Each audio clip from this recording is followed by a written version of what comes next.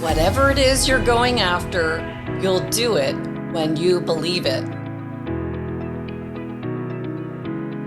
Welcome back to the Neuroscience Meets Social and Emotional Learning podcast for episode number 203.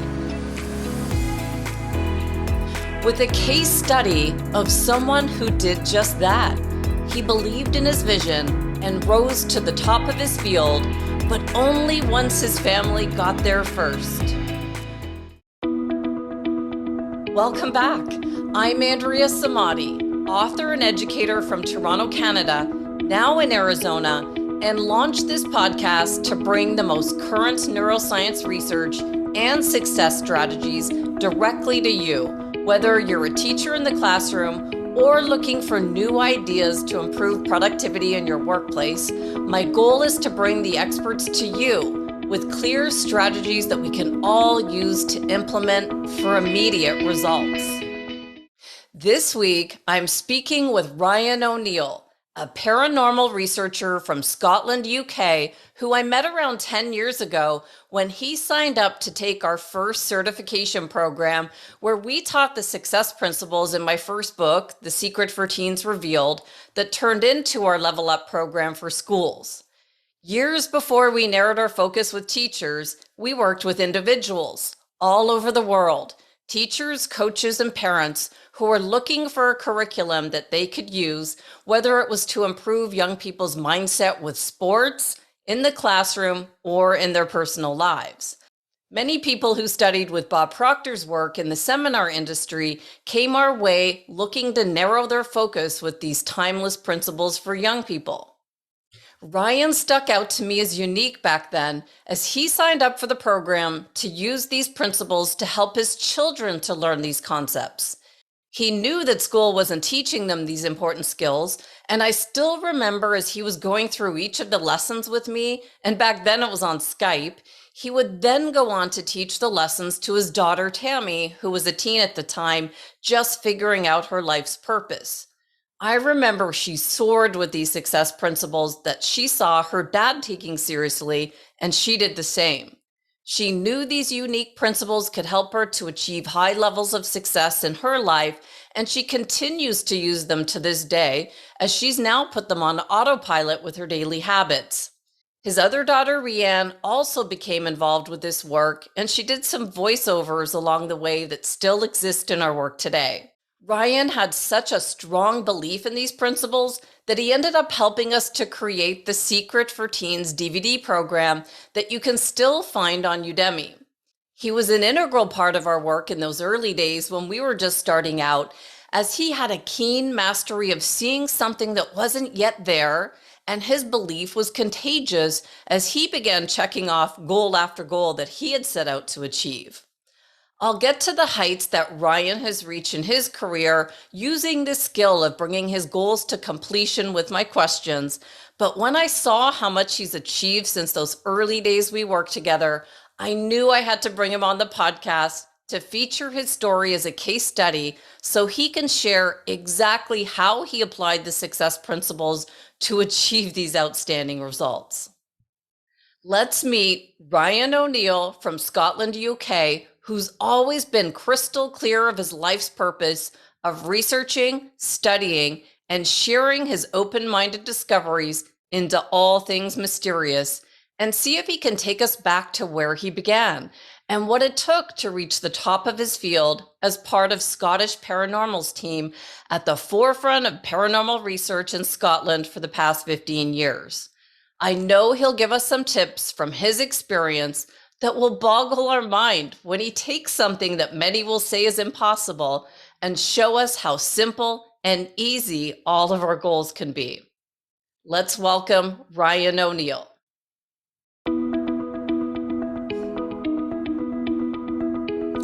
Holy moly, Ryan O'Neill. It is so good to see you again. It's been, 10 years since we spoke face to face?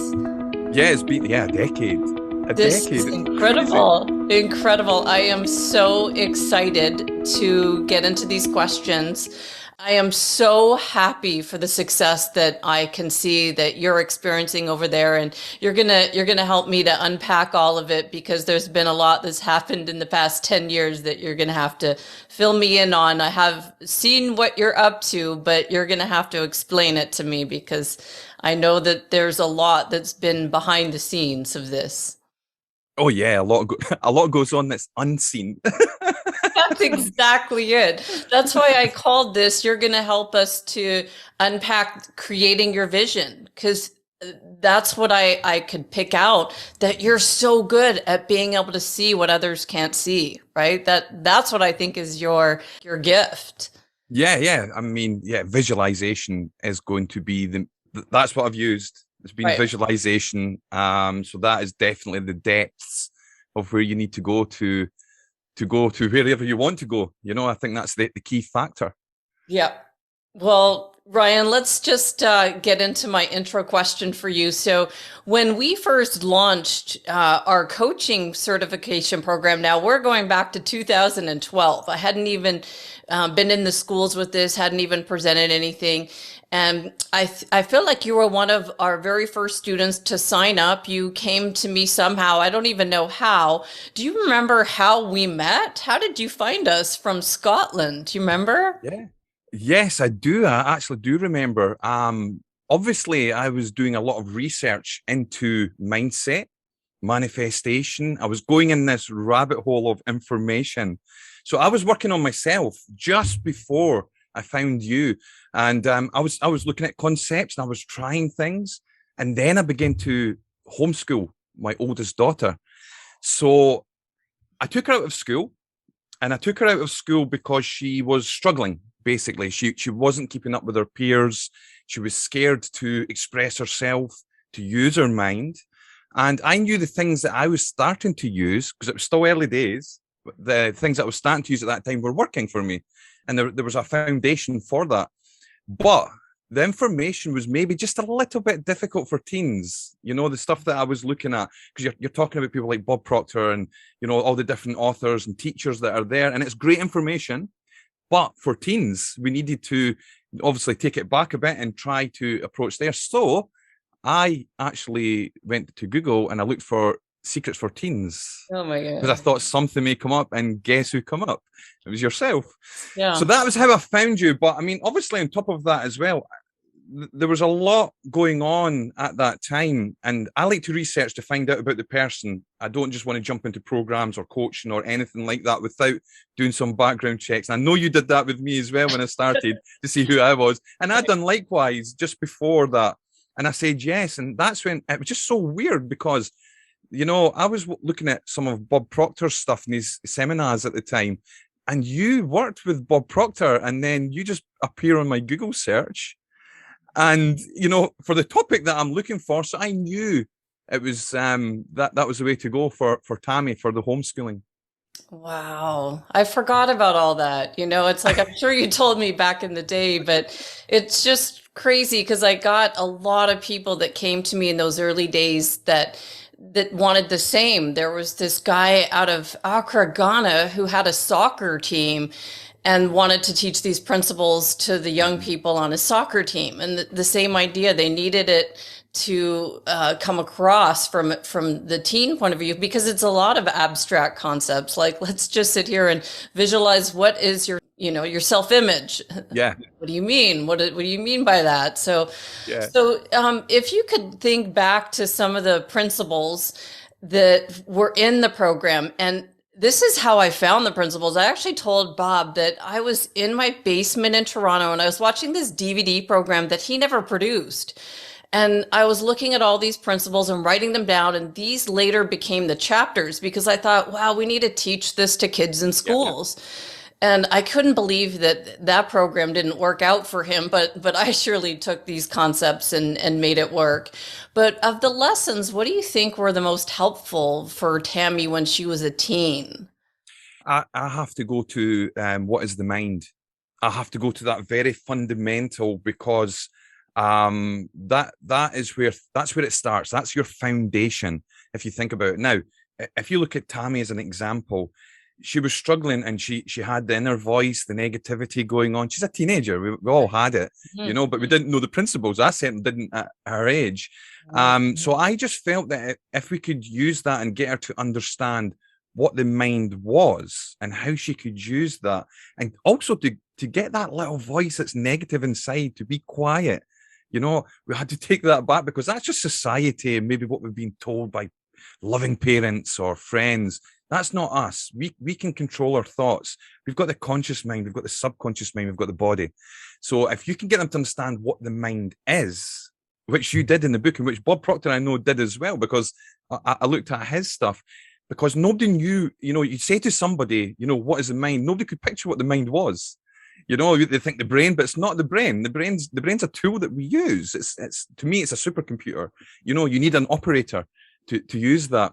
And so for Tammy, you know, I had to get her to understand that, you know, not to react to life, that you could take control. You could go back in and you could implant into your mind and your subconscious mind, and then vibrate out what you want to do in life, visualization, using your imagination. And that would be the fundamental way to go with that. You know, that's just for anything in life as well. Even just being in the house for doing chores, it doesn't matter. You have to get that. How many times do kids do chores and they're moaning in their head and they're saying, I don't want to do the chore because, and this is what makes you negative and you don't want to do it. But to get the energy to do the thing, you just do the thing and control your mind. And that's what I was teaching my kids in the house here. And that's what I started with Tammy. And from there, she would manage just to move forward. And I think that was a really powerful chapter in the book. It's interesting because that was why I launched the book with attitude. Everyone asked me along the way, why did you choose attitude as the first lesson? And I thought, because it's you can't do any of this if your attitude's off. Because someone said to me, I think goals should be in the beginning. Like, let's set our goals first. And I thought, no, you're not going to set goals if you've got the wrong attitude. So I love that you picked that one. Absolutely. And I've used the same. So basically I was doing the same thing. I don't think I had a bad attitude, but you know, life was happening to me, and I thought I just had to flow with what happened and react to stuff. And we'll probably get into that, is the biggest thing I learned was, no, I'm going to control how life comes to me and comes through me, not just be taken on the sea of life to wherever it takes me. That's a huge one. I remember like an image of a ship with the, you know, just going back and forth. Like, are you going to let the water push you in life, or are you going to be in control of that ship? That's a really big one. So let's get to the rest of your vision, because Ryan, you are night and day from when I saw you last. It's just amazing. So once you created the mindset for your family, how did you create the vision for your work with Scottish Paranormal? And I remember, like, this is important, that you had a keen eye for bringing what many of us couldn't see to reality. So can you take me through the process? So this takes me back to visualization. It takes me back, you know, so we've understood the mind. We know that we can control things. And then the next part for me was I needed to visualize where I wanted to be, but I had to visualize that as if it had already happened. There's no point making it just in the future and it may happen, or, you know, hopefully it happens. You know, maybe you're trying to visualize, but at the same time, you're just not believing that it's going to happen. So the big one for me was always to, and I still do it with many topics, but main thing for me is to visualize where I'm going to be and feel as if it's already achieved. It's a done deal.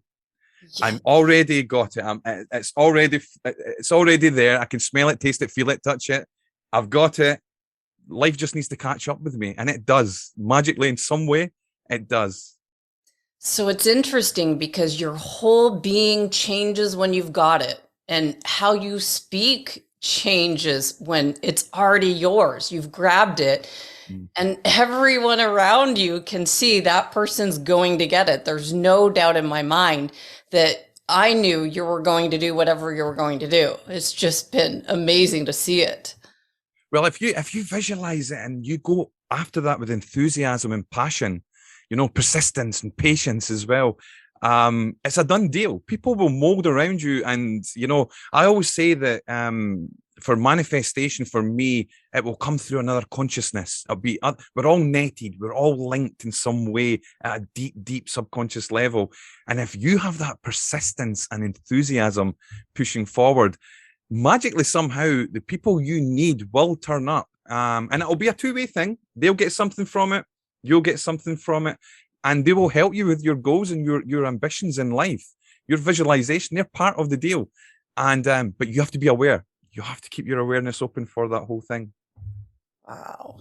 This is good. This is giving me chills because, I know that you know what you're saying here. So I just completed a deep dive into Napoleon Hill's Think and Grow Rich book to launch this year. So everyone listening can become crystal clear with what they want and then add why they want it. Can you go back to your vision and remember what it took to get to where you are now from where you began? Patience and persistence. Because if you think about it, we're talking a decade, aren't we? So yeah. A lot of people would give up. I think they would give up. But if you continue to study and put the principles into action and you have to get that visualization, that definite purpose, that definite burning desire as well. You have to have these in place. And if you have them, you will have the patience and you will be persistent in what you're going to do. Listen, it's happened in my life. I've seen it. Sometimes, I look at things and I think, wow. I look back as well and I look at where I am or what opportunities have come. But the only reason they have come is because I visualized where I was wanting to be and I went through it with patience. I was very, very persistent over a long period of time. And yeah, there were ups and downs, but I just kept going forward. And, I've read Think and Grow Rich a few times as well. And it's one of those things you can go back to over and over again. You'll find new stuff. You'll find new, every time I read it, there's something new jumps out at you. And those are some of the principles he talks about. And no doubt there'll be more that I need to find at this point to move forward, but it seems to be working. Oh, I love it because this is the same office that you were in. It just looks different. There's a lot more behind you now. Yeah. And this is the same office I was in all those years ago. And I'm sure you see the growth from this side too. It's just... Well, if you look along here, all these books, these are all like Napoleon Hill, Bob Proctor, your books there. There's so many books on mindset, manifestation. Because as you know, I come from so many different angles as well. I like spirituality. So mine's is mixed with a bit of spirituality and a bit of mystery. And then I have my mindset. So I go along quite a wide range of books that I have there to study. And I don't just read a book once. I go back over and over again. Because you see something that's new because you've changed as you read the book, I think. Yes. Absolutely. And new things jump out. Maybe a concept that I did not understand before when I reread it, because I've changed as a person. I go, that's what that meant. I did not understand that 5 years ago. Right. Now I understand because I've experienced it now. And that's interesting because it's easy for me to see your changes and you to see mine. But what else? What have you seen with your family? I know that Tammy, I still watch her and I'm following Carrie on Instagram. Did your son ever take up these practices? And what have you noticed with everyone? I'm the sort of person I've sort of go over it and over it with my kids, with a car journey or in the house over dinner. I'm continuously speaking about mindset and what if they say something negative, I try to get them to look at it from a different perspective. There's always a positive inside a negative. You just have to find it and open your awareness. So they know this stuff and they use it and they'll point stuff out to me as well. Oh, that looks like the law of attraction, doesn't it? This thing happened today. So they do use this, and even more so, and this is more powerful, I think, is, they use social media, things like TikTok, and they come to me and tell me, everybody knows this now. Everybody's speaking about what you've been speaking about. And I say, I told you. I told you this.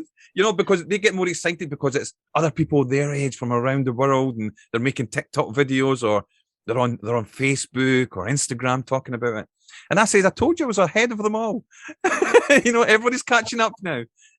What's crazy, Ryan, is that you've been able to teach these principles to your family. And I found I was immersed in this and the girls did this work up until a certain age when they started rolling their eyes at me.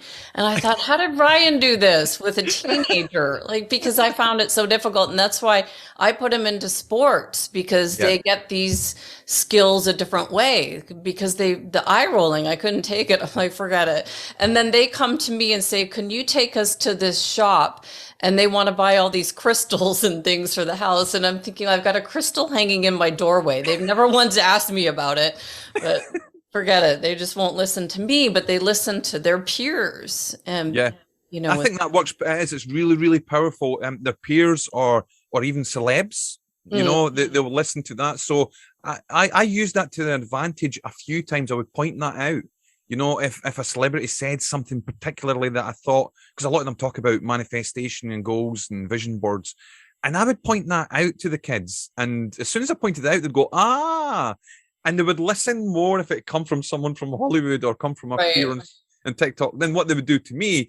I got similar, here goes dad again. He's talking about that spooky stuff, Right. But they could see it and they got excited and they would come back to me afterwards and say, you were right. And I said, yeah, I know. Oh my goodness. So I did a whole episode on belief and identity, because I think both of these are important in this journey, in addition to self-image, the image that we create for ourselves. And it's more about who we become in this process. And looking at your work now, I see that you've obviously become an entirely different person. But do you remember the moment when your belief matched your behavior? And I think the definition is praxis for this concept. Do you remember that?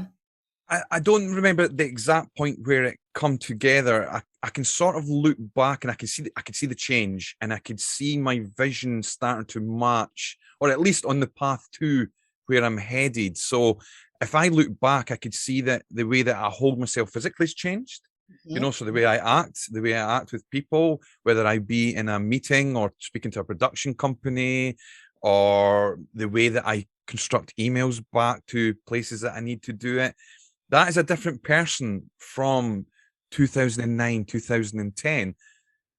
It just blows me away, because I can't see exactly. It's not as if I've went and got some education to hold myself better or do some media training courses on it. I've done none of that. All I have done is change my self-image. The way that I view myself, maybe I've modeled on a few people and taken parts where I thought, I like that. That looks quite nice. I would like to be like that, but not copying, just modeling it in my own way.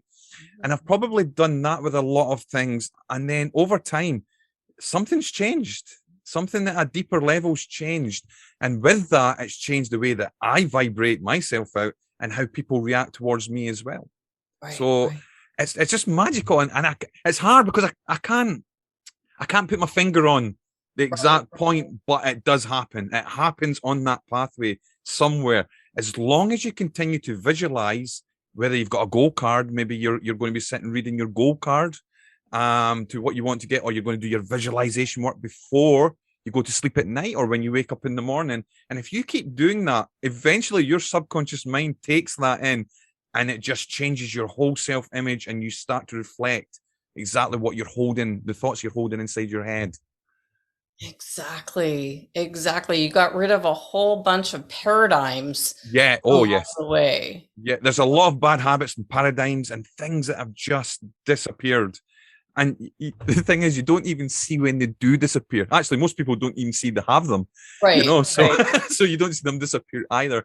But you do feel different, and there does seem to be a change at some point.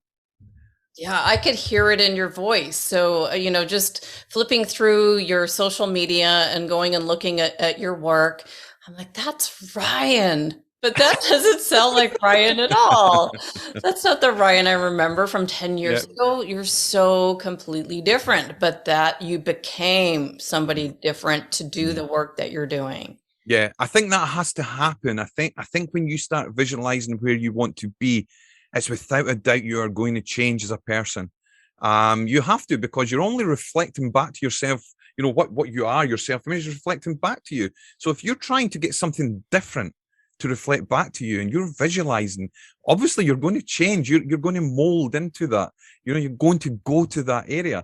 So, even if I go back to in my 20s, there is no way that I would be doing any TV or media work or doing it. It's so far out of the paradigm. It's so far out. It's a different world completely. So, as soon as you start visualizing and moving forward, change is going to happen. So you have to be really, really clear on what you want when you're doing that visualization, because it will happen if you continue to do it. Exactly. And doing this work over this amount of time, I get to see all the people that I've been watching over the years. So I'm like, I'm just waiting for them all to get to where they want to go, because I'm like, I want it so bad for you. That's all I want. I feel like that's my purpose is, with this material, it was definitely to impact young people. But when I see it working, it just gives me belief that this stuff works. Yeah, I think anybody who uses it and does it, and again, we're going to go back to the persistence and patience. Anybody who goes through that process and gets very serious about where they want to go. Again, we're going back to that definite purpose, that definite vision, and embodying it all the time. Every time you do that with your imagination, you have to embody it and believe, and the belief will come. And if you continue to do that, you're going to change. There's going to be big things happening. Big things. And that's why you've got, like you said, you've got to be clear on what it is. So after working with you for so many years and you never complained, you just did the work. And I actually found some social media posts that were from all those years ago that I'm going to put in the show notes, where you said, going back to work on Andrea Samadi's course. And you were a serious student. And I remember I was the same. I was always carrying around Bob's material in some way and reading it when I was stopped somewhere. And then I saw other people doing the same. So can you share exactly what happened? How did you get your break with Discovery Channel, TV, media? What happened? This is the magic of reality going to take part now. So obviously some parts of my visualization work did have that it would be good to share my work wider. So I'm looking into mysteries. Okay. So I'm trying to find answers. I know reality is strange. Nobody has all the answers. Not even science has all the answers. It's always evolving, always growing, always going forward. And I wanted to take a journey to find some of those answers. Now, I've had personal experience, but I thought it'd be great if other people could see as well. If they could take part in that journey, if they could look in a little bit to my world and to what I was discovering. And one of the main factors for that as well, I have to say, is because, I look at things like afterlife and spirits and ghosts. I do a bit of that. I've had experiences, but I also believe that when we pass away, our consciousness goes somewhere else. I think our consciousness is who we really are, and the body is what is manifested in this reality. And my big belief for people looking in to look at this was, if they could see evidence that something was going on with spirits and things and consciousness without a body, they then start realizing that they too are consciousness just with a body. And maybe they would go deeper into their own stuff. So it was like a gateway for me. So, some people would look at it and say, it's ghosts and spirits, but there's a deeper aspect to it with me. There's a lot deeper, because I'm talking consciousness and us, being in a physical body, a spiritual being in a physical body, and so that was one thing. But using that visualization to push that out, magically, then I was starting to get contact coming in. So I maybe would have a TV company. So I think we had one Brewdogs from United States who got in contact at one point and wanted to do something in Scotland. So I went and done an episode of that. There would have been other, I think there was a France 2 company wanted to go and film a little news piece at Glam's Castle in Scotland, the most haunted castle in the world, not just Scotland, in the world. Yeah. And no one had ever been in there before. And I thought, I've always wanted to go. So these are things manifesting, but I had to take action as well. The email would come in, the contact would come in, I would have to contact back, we'd meet up, we would go and do things. And it's the same with the stuff with Discovery. It didn't come in as the Discovery Network to start with. It came in as a contact from a production company based in Scotland who just wanted to talk to me at the time. They had an interesting idea. Would I be interested? And I said, yeah, let's talk on Zoom. And we had a discussion. It sounded great. There wasn't a massive amount of details, but I knew roughly what they wanted to do. It fitted what I was doing at the time, magically, as always. It was part of the vision I had.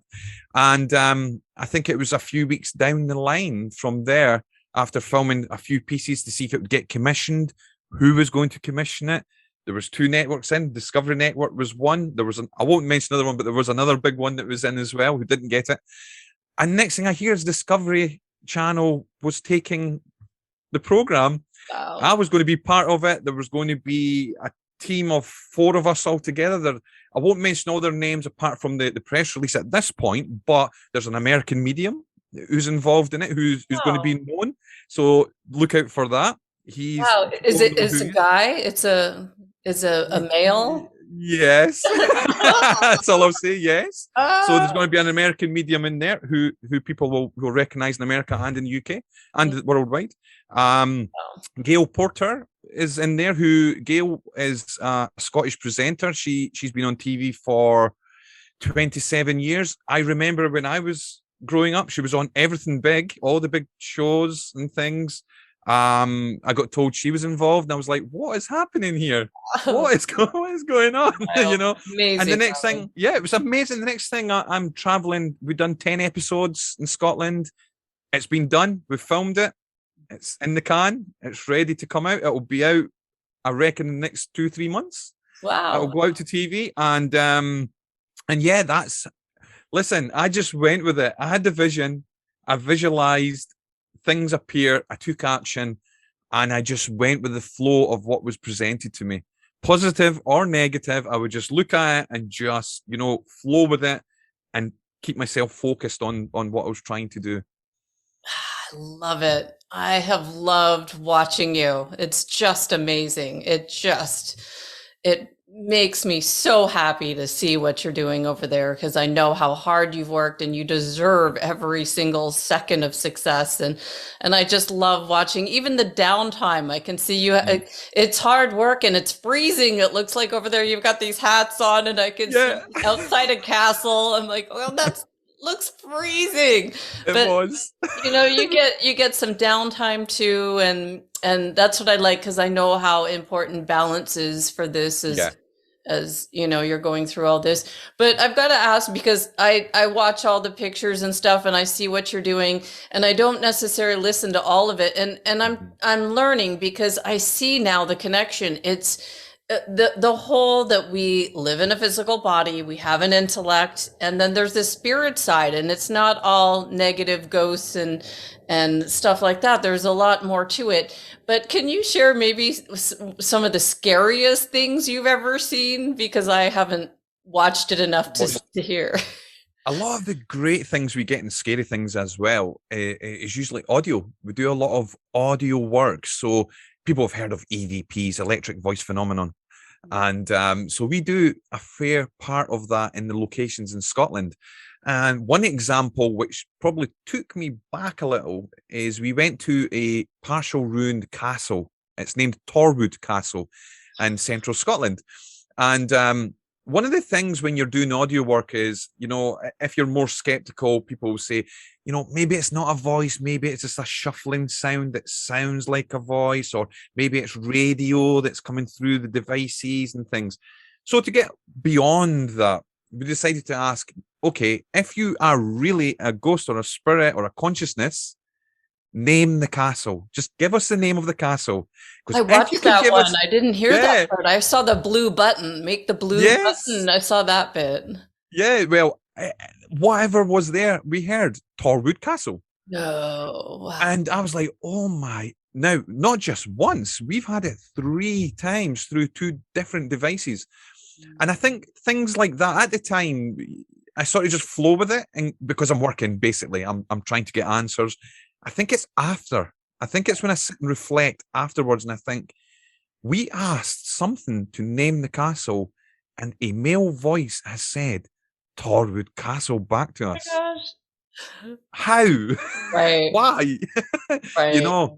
And I think it's things like that that really sort of grip me into knowing that there's something else going on. Mm-hmm. And there's something else there that's unseen, which to me, I think it's just a consciousness without a body. for some reason that's around some of these old locations, whether it be Scotland or across in America or wherever.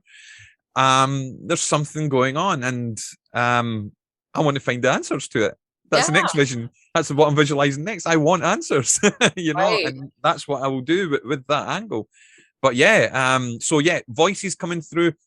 Listen, we were filming some episodes. We heard something screaming in one of the locations while we were filming. We heard doors banging, slamming closed. We've got specialized equipment, and some of them, basically, if you go too close to the equipment, they set off alarms, and one piece of equipment would continue to go off. And it was in a location where there were supposed to be ghost children still there. So we said, okay, will you stop setting it off if we put some sweets, some candy underneath? And we put the candy down and it stopped. We're like, no way, no. So things like that it blows my mind. And that's the kind of things that we've been doing on the locations with Scottish Paranormal and TV. Wow, this is going to be exciting to watch it because, I do find it scary. And so when I'm, by myself in my office watching what you're doing, I'm like, I'm not going to listen to this Torwood Castle thing, but I was looking at it a little bit to see, but it'll be fun to watch the whole production when it comes out. And I'm sure we'll be able to access it globally, right? It's going to be something that we could all see. Yes, I don't know how much I'm allowed to say or anything, but yeah, listen, it's Discovery Network. If I was to put a guess, I'll say on it, I would say that, we have an amazing American medium on there who's well known. I would be absolutely shocked if it's not shown in Discovery in the United States. And elsewhere. Canada too, right? Canada. Yes, I think so. Yes. Okay, so anywhere where there's a Discovery channel, the Discovery Network, I would not be shocked to hear that it was going out there. I can't wait to see this. So, what about criticism, Ryan? Like, with your work, how did you get past it and get to where you are now? Because I'm sure you've heard it along the way, just like I have. Continuously. I think in early days before where I am just now, I would probably take criticism a little bit tougher on myself from some angles. Listen, there's a lot of trolls out there. There's a lot of critics out there. There's a lot of pseudo-skeptical organizations out there. Whether this is about, law of attraction type topics or whether this is about paranormal topics, it's all the same. You're always going to get opinions out there as well. And the main thing for me now is I ignore, unless it's constructive criticism where I can learn something that will take me forward, I would just ignore it. And a lot of the criticism you see is just people's opinions. That's their paradigm. They're coming from their paradigm. They've probably never experienced a manifestation to their visualizations that they do. They've maybe never experienced a spirit or ghost and just don't believe in it. And a multitude of other topics. So yeah, from their position, from their limited position, they're probably correct in what they're saying. But from my position, where maybe a little bit more expanded because I have that experience and I'm pushing forward and I've seen a lot of strange things and I have the data or whatever, I can see a different way from what they can see. I can see why they say what they say, but I have a little bit more of expanded awareness, and I just can't allow them to stop me from moving forward. I just have to keep focused and move forward. So if I was to give opinions to anybody or a suggestion to anyone, especially in the day of social media and Facebook and Instagram and things, if you have people leaving any kind of negative criticism that's not constructive, and they're just looking to, oh, that's fake, or try to attack you, your appearance, or anything at all, just ignore it. That is mostly it's about them. It's not about you. It's how they feel. It's something inside themselves that they need to deal with, and they're just hitting out. They're just putting it there, and hopefully they'll be able to deal with those issues that are within themselves. And we just move forward and just be that shining light to what we are doing. Exactly, which kind of brings me to my next question for you, because you've been such a serious student of personal development for your whole life, adult life at least. I don't know when you got the bug of studying yourself, but what about some pivotal lessons looking back that you think? I know you talk about mind and mindset, But is there anything that sticks out to you that was pivotal for you when things got difficult? For difficult, I mean, again, I've said it many times, and it is mindset. You know, one of the main things that I noticed was it's the inner voice. I have to say, people have to. Some people don't even know it's there. They're just so used to this inner voice being so negative and telling them what they can't do, or what's impossible, or even insulting themselves. I'm too fat. I'm this. I'm that. I can't do it. I'll never make it. And a lot of these sayings that this inner voice says to you is just stuff that's been picked up, and it's just embedded in there. You've allowed it to be bedded in. It may have happened at school. It may have happened from well-meaning parents. It may have happened from hard upbringings. It may have happened from friends. But there is an inner voice there. One day, I remember when it happened, I sat one day and I said, I speak to myself. I caught it. I said, I speak to myself. And I asked my wife, and I said, do you speak to yourself? Now, she said no.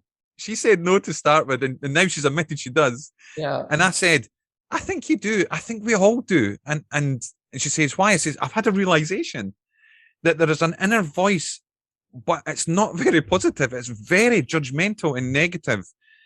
And I said, I think we need to change that. I think we need to change that inner voice. What would happen if that inner voice was the opposite? It told us how lovely we were, how amazing we were, how much that we can achieve anything we want in life.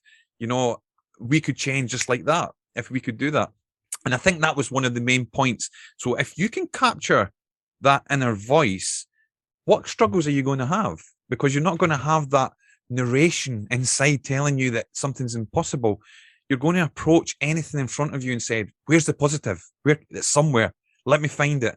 And you're going to look that out without this inner narration and commentary going on inside telling you stupid things that are not real. It's just conditioned behavior. And I think that would probably be the main thing that kept me going. Listen, it happens. It still comes in now and it doesn't go away. It's still there. But if you can capture that fast and say, whoa, no, I'm going to keep going forward. Let's just see where we go. Let's just go for the rest of the day. Let's just take it a day at a time and we'll see where we go from it. Because those days turn into weeks and weeks turns into months. And next thing you know, you have Discovery Channel phoning you, as an example. So, yeah. Because I've watched you, Ryan, all these years, and you put in such hard work. You put your head down at that desk. And I am so impressed. Ryan, is there anything that I haven't asked you that is important that we cover that I've missed? No, I think you've covered lots of amazing things in that inner voice. I mean, I have to get that across. I go back to the same thing all the time, is the mind. It has to start at that fundamental within yourself. Nothing out there is doing anything to you. It's all inside here. And if you can sit down and just start with yourself, that's what it's called, self-development. You have to start with yourself. And if you can do that and then sit and just think, what do you really, really want? What you have to find out what you want. If you don't know what you want, how will you ever get what you want? You don't know what you want. You have to do that, because if you don't, you're going to go through life and you're going to be at the whims of what happens around about you. You're going to be taken this way and that way, and you're going to feel negative, and the voice is going to be going, and life is so hard and I'm so unlucky. You make your own luck, but you need to start inside yourself. Find the voice, start changing that, do the opposite of what it's saying. Do that first, get your vision, write it down, and then start playing mind movies and start doing it and going into it deeply, and do it multiple times a day. Keep doing that, and eventually the habit will come in after 3 weeks or 3 months, whoever you listen to. The habits will start forming and you'll keep doing it. Then your life will change from that point moving forward.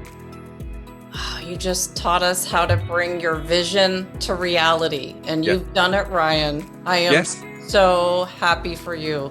You deserve every single bit. What's next for you? Like, this is just the beginning, right? What's next? This is the beginning. We'll see how the TV show goes, and we'll see how that progresses moving forward. At the same time, I'm not going to stop going out to locations and taking the public out to events and working on new ideas and new concepts moving forward. in the background, what a lot of people don't know is I'm doing all these principles. I'm still working on myself. It's a journey. I don't think we'll ever get there. We'll just have to keep pushing forward and moving forward. There'll be new discoveries. There'll be teachers will come out with new things. There'll be new coaches will come out with new ideas. We'll discover new things about consciousness moving forward. And we just need to keep going with that. And I'm going to do the same behind the scenes. And then on the face of it, you're going to see things pushing forward with the work that I put out. Yeah, because the more you do, it snowballs into more opportunity. It snowballs. And listen, when I remember for the paranormal angle, I'd done paranormal before. I went to self-development. I decided to open up a page on Facebook on 2011 from nothing, no followers, nobody there. It hit 100,000 just a week ago. It took, 8, 9, 10 years to do it, but I wasn't looking at that. It's just snowballing, just doing the work, pushing forward, doing the work. And whatever happens will happen. People will come. People will look at your work. People will join in, and you can bounce off each other and move forward together in your visions and see where you go.